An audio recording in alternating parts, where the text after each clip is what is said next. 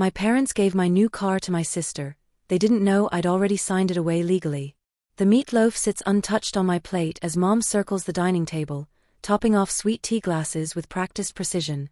Sunday dinner at the Henderson household unfolds with its usual choreography, crystal stemware catching light from the brass chandelier, the family china gleaming against the mahogany table that's witnessed 3 decades of family tensions disguised as togetherness. Dad checks his Rolex. Riley should be here by now. You know your sister, Mom says, her eyes flicking toward me, always running on her own schedule. I nod, not trusting my voice. Every Sunday since my promotion, I've shown up for these dinners, hoping something might change, that my parents might finally see me, really see me, without comparing me to their perfect younger daughter. The front door swings open, followed by the familiar click of heels on hardwood. Riley sweeps in, wind-blown and laughing, her entire body projecting the carefree confidence that comes from never facing consequences. Sorry I'm late. She tosses her Michael Kors purse onto the sideboard, narrowly missing Mom's prized Waterford crystal bowl. My stomach tightens when I notice what dangles from her finger, a key ring with a distinctive navy leather BMW tag. My key ring. To my car. Dad beams. Did the interview go well? Seems so. Riley drops into her chair. The hiring manager said I had excellent qualifications. Of course you did, Mom says, serving her a generous portion. We're just glad you had reliable transportation today. The room tilts slightly. I set down my fork with deliberate care, the sterling silver making a soft clink against bone china. Did you take my car without asking me? My voice emerges low and measured, each word carefully placed. Riley rolls her eyes, twirling the keys before tossing them beside her water glass. Oh please. It's just sitting in your garage most days anyway. That's not an answer. Dad's face hardens. Family helps family, Flora. Riley needed to make a good impression today. My mind flashes to this morning, reaching for my spare keys on the hook by the door, finding the peg empty. I'd assumed I'd misplaced them, never imagining someone would simply take them. You could have asked, I say. Mom's smile tightens. Honestly, darling, it's not as if you were using it. The familiar dismissal stings, but this time, beneath the sting lies something darker, a slow-burning fury I rarely allow myself to feel. 3 months ago, I stood in a boardroom wearing my best charcoal suit, presenting the culmination of 18 months of work. 8 executives in similar suits stared back, skepticism gradually giving way to grudging respect as I walked them through the proposal. When the final signature hit the contract, $4.2 million, I knew exactly what I would do with my commission. The dealership had called it Alpine White, though under certain light it seemed almost pearl. Leather seats that smelled like possibility. The salesman seemed surprised when I paid the down payment without hesitation, without a husband or father beside me to approve the purchase. First thing I've ever owned that wasn't used or discounted, I told my friend Brooklyn over celebratory drinks, showing her pictures of my new BMW. Now Riley studies her nails, oblivious to what she's taken. Not just a car, the physical proof that I've finally escaped the shadow of family expectations. I've been meaning to ask, Riley says, cutting into her meatloaf, could I borrow it again next weekend? There's this networking event in Denver and... No. The word emerges before I can soften it. Mom's fork pauses midway to her mouth. Flora, don't be selfish. There it is, the familiar pattern. Riley takes. I sacrifice. My parents referee, always ruling in her favor. You have your own car, I say. That old Honda? Come on, I'm trying to make connections here. Dad sets down his napkin. Your sister is trying to get her career started. The least you could do is help. My career started with student loans and 2 jobs, without family connections or borrowed luxury, but saying so would only label me bitter, jealous of my sister's effortless charm. The story never changes, only the details.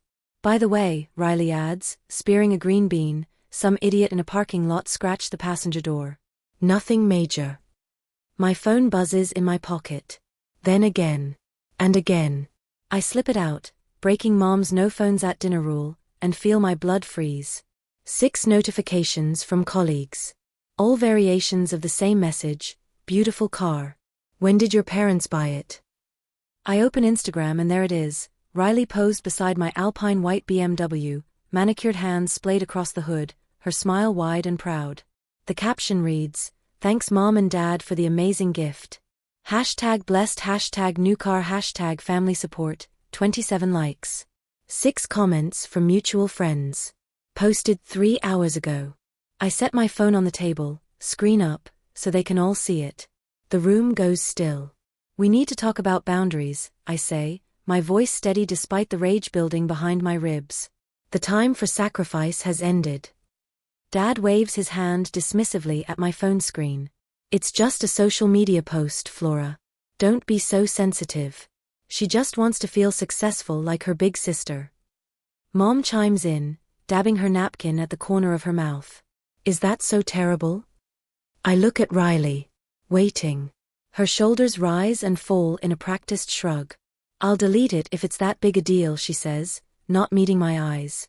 "But everyone already saw it. So what's the point?" The casualness in her voice makes my skin burn. I take a slow breath, keeping my tone even. "Show me the scratch." "What?" "On my car. The scratch you mentioned. I want to see it." 5 minutes later, we stand in the driveway. The scratch isn't just a scratch, it's a foot-long scrape with traces of red paint embedded in the alpine white surface. Not from a parking lot. From a fire hydrant. "You sideswiped a fire hydrant," the words taste like metal in my mouth. "Were you texting while driving?" Back inside, I scroll through my phone, heart pounding harder with each swipe. Not just one post. 7. Spanning 3 weeks. Riley at a restaurant valet stand. Riley at a country club. Riley showing off her new car to friends outside an upscale wine bar in Boulder. My mind flashes back to high school, me at 17, opening the thick envelope from Northwestern University. Full academic scholarship. Mom glanced up briefly from preparing Riley's sweet 16 party.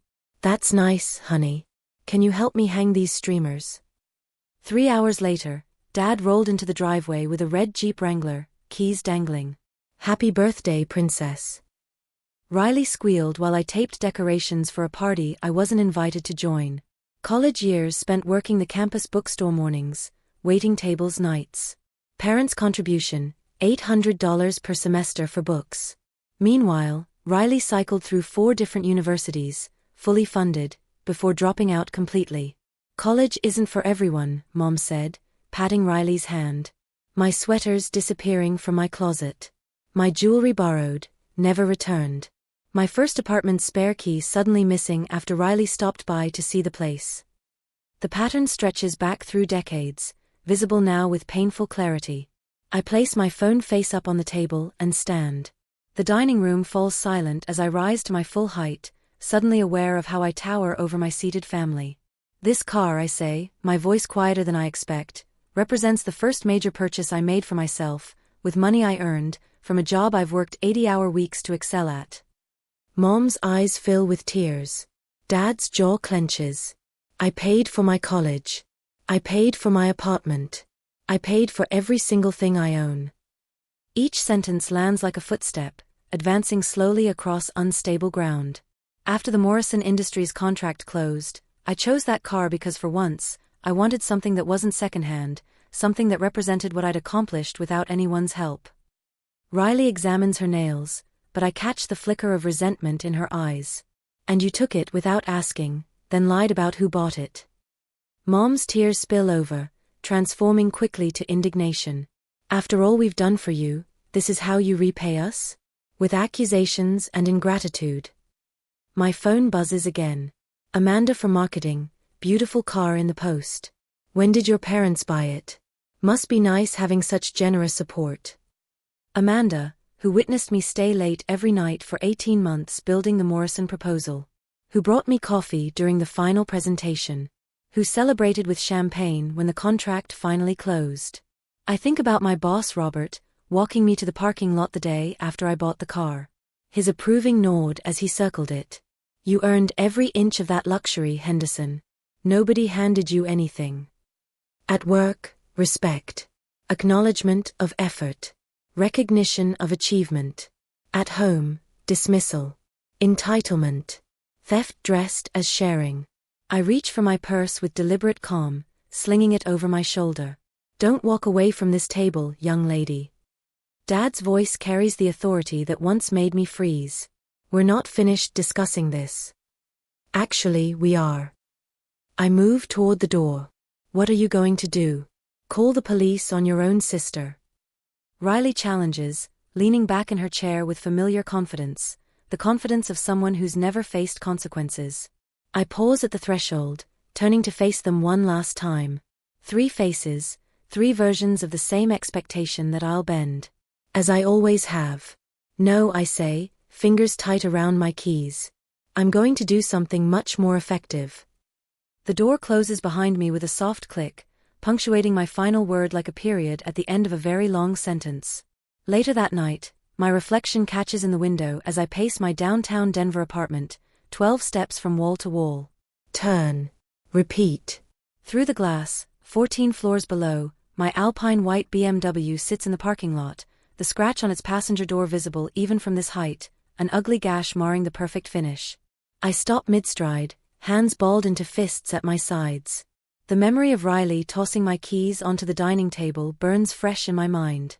Her casual disregard, my parents' dismissive defense, a family choreography I've danced to my entire life. My desk stands in stark contrast to my restless movement, meticulously organized, each item in its assigned place. Award plaques line the back edge. Regional Sales Leader, 4 years running. The framed photo of me shaking hands with the CEO after closing the Westfield account. The crystal paperweight commemorating my 7-year anniversary with Pinnacle Tech Solutions. Achievements earned through persistence, strategy, and sacrifice. Unlike anything my sister has ever possessed. I stop at the window, press my fingertips against the cool glass, and stare at the vehicle below. The realization blooms slowly, then with sudden clarity, I've been approaching this all wrong. If my family refuses to respect my boundaries, perhaps the solution isn't trying to make them understand. Perhaps the solution is to remove the opportunity entirely. I smile for the first time since that terrible dinner. Sometimes the best defense is a strategic offense. Monday morning, the office buzzes with start-of-week energy I normally find invigorating. Today, each good morning feels like an intrusion as I stride toward my corner office, coffee in hand, briefcase containing the proposal I spent half the night perfecting. "Flora." Amanda waves from the break room. "That car your parents got for your sister is gorgeous. My husband's been looking at the same model." My smile freezes in place. "Thanks." 2 steps later, Marcus from accounting, "Saw your sister's post. Nice ride. Your folks must be proud of her new job." "She hasn't started yet," I say, the words clipped. By the time I reach my office, I've fielded 6 more comments. Each one stokes the ember of rage burning in my chest. I close my door with more force than necessary, the blinds rattling against the glass. My assistant Kevin knocks tentatively. "You have that budget meeting with Mr. Richardson at 10. He pauses, studying my face. "Everything okay?" I straighten my shoulders. "Schedule an additional 30 minutes. Tell him I have a proposal that will benefit the company." "Will do." His expression shifts from concern to curiosity. "Anything else?" "Clear my afternoon. And find out who handles our corporate vehicle fleet." At precisely 10 o'clock, I sit across from William Richardson, CFO of Pinnacle Tech Solutions. I've spent 5 years earning his respect through consistent results and fiscal responsibility. Today, I'll leverage that capital. I slide the folder across his desk. "Before we discuss the quarterly numbers, I'd like to propose a solution to our client transportation costs." His eyebrows rise slightly, but he opens the folder. I've laid out the numbers with precise clarity. Current mileage reimbursement costs for account executives over the past year. Maintenance costs for company-owned vehicles. Tax benefits of asset depreciation. Client impression value metrics. "You're suggesting we add a dedicated executive vehicle?" Richardson flips through the pages, his expression thoughtful. "For client meetings and corporate events, I keep my voice steady, professional. We currently spend an average of $1,500 monthly on reimbursements for the sales team alone. A dedicated vehicle would reduce that by 35% while providing consistent branding opportunities." He studies the final page, a photograph of my alpine white BMW with a mock-up of the company logo subtly positioned on the door. "And you happen to know of an available vehicle that meets our specifications?" "I do." I meet his gaze directly. "Mine." Richardson leans back, a smile tugging at his mouth. "I wondered when you'd make this kind of move, Henderson." "Sir. You've always been strategic." "This," he taps the folder, "this actually saves us money in the long run." "Smart. Very smart." 4 hours later, I walk out of the legal department with preliminary paperwork in hand. My car will become company property by week's end. Fair market value, full tax advantages, and most importantly, complete removal from my family's reach. "Looks like everything went well," says Trevor Walsh, my direct supervisor, catching me in the hallway. "Richardson's already approved the expenditure." "It makes financial sense for the company," I reply. Trevor nods. "And gives you some distance from that family situation." My steps falter. "You know about that?" "I saw the posts." His expression remains neutral. "Not my business, but if this helps, you have my full support." By Wednesday, the company mechanic has removed the scratch from the passenger door, the expense absorbed as routine maintenance. Kevin has rescheduled client meetings to accommodate the transition, and the legal department has drafted the final agreement. On Sunday that week, late afternoon sun throws long shadows across the driveway as I pull into my parents' house in my old Toyota RAV4. The vehicle feels comfortably familiar after 2 weeks of not driving it, the worn leather seat molding to my body like an old friend. I pause before cutting the engine, savoring the anticipation of what's to come. When I push open the front door, 3 heads swivel in unison. Riley stands in the entryway, her expression shifting from boredom to confusion. "Where's the BMW?" she asks, her voice pitched higher than normal. My parents exchange quick glances, the kind they've perfected over 32 years of marriage. Mom touches her pearl necklace, a nervous habit she's had since I was small. Dad's jaw tightens almost imperceptibly. "I drove my old car today," I say, hanging my jacket in the closet.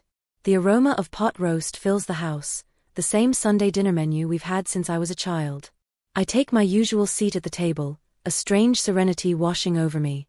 For the first time in years, I feel completely in control at this table. Mom serves dinner with mechanical precision, her smile tight around the edges. No one speaks until Dad clears his throat. "We've been thinking about your situation, dear," Mom says, carefully arranging her napkin across her lap. Dad sets down his fork, his voice dropping into what I've always called his boardroom tone, the one he uses when he believes his word is final. "Riley needs reliable transportation for her job search. The economy is brutal right now." "Every impression counts," Riley adds, her voice softening with practiced vulnerability. I take a bite of carrots, chewing slowly. They've rehearsed this. I recognize the familiar choreography, Mom opening with apparent concern, Dad delivering the verdict, Riley following with her calculated appeal. "We thought perhaps you could add Riley to your insurance," Mom continues, "just for when the car is sitting there anyway." "You work from home 3 days a week," Dad reminds me. "It makes sense for the family."